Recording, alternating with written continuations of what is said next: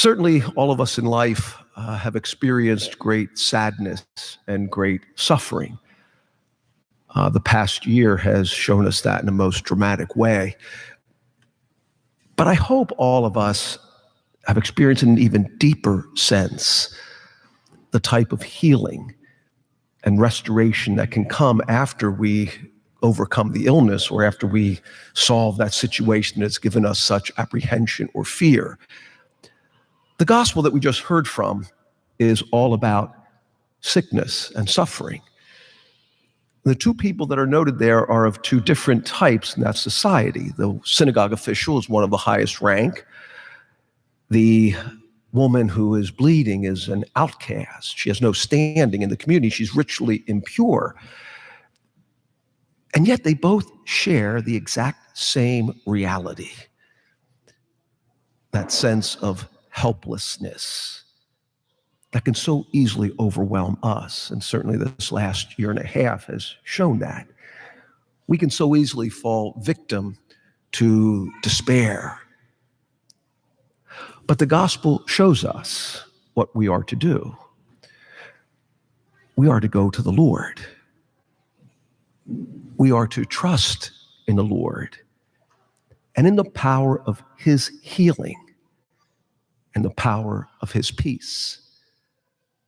The first reading from the book of Wisdom, we heard that the God is the God of the living, and he wants to impart that same life to us. And yet we know suffering and death has entered into the world through Satan.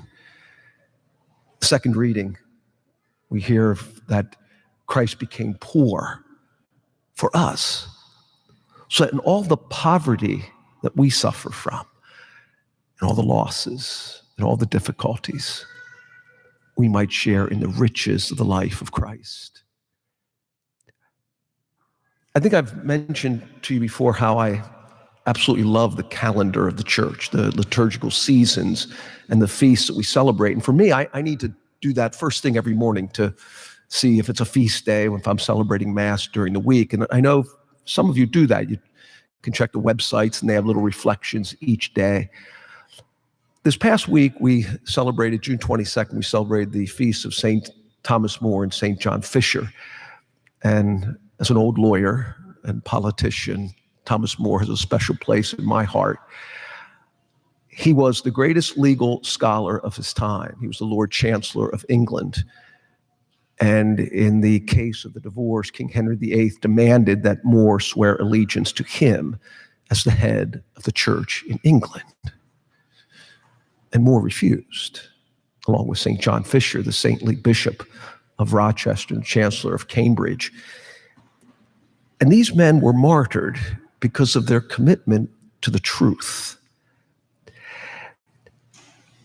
And it's in that truth that God is always with us, that God cannot abandon us, that when things seem dire, the Lord is still with us to strengthen us and to sustain us.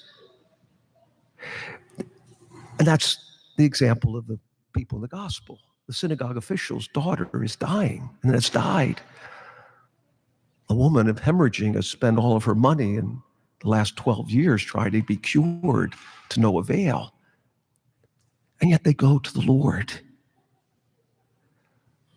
So for you and me, in all of the struggles and all the difficulties that are ours, let us not turn to any of the structures of our society, to the so-called insights of the counselors, but to turn to Jesus,